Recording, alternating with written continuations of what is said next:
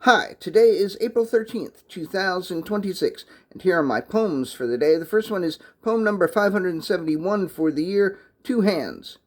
Two hands stands where two boots once stood, on Bleecker between Broadway and Crosby.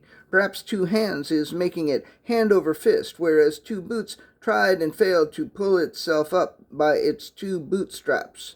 Two hands makes a handstand where two boots, which were made for walking, couldn't stand. Poem number 572, The Yam Candier. She rode from town to town on a big brown horse with a big bucket of syrup.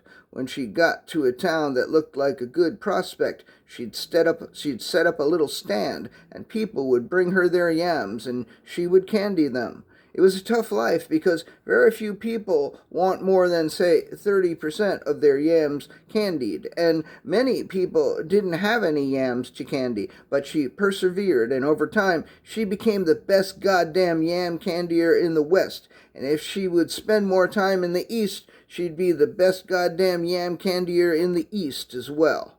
Poem number 573, The Watcher. He watched the watchers who watched the watches, and he watched the watchers who watched the waters, and he watched the washers who washed the watchers, and he watched the washers who washed the watches, and who got so much water in the watches that they were completely ruined and of no use to anyone. Maybe next time the watcher will do more than just watch. Maybe next time the watcher will get involved. And, two more? Yes, two more. Poem number 574, The Watched. Although the watched got an erotic thrill from being watched, it was not the kind of erotic thrill that the watched had been hoping for. And so the watched got dressed again and set off in search of the kind of erotic thrill that the watched had been hoping when the watched first agreed to be watched. And the last poem of the day, poem number 575, The Watch. The watch agreed to take the first watch, and it stayed up all night in the high tower with the binoculars, watching out for watches and for anything else suspicious.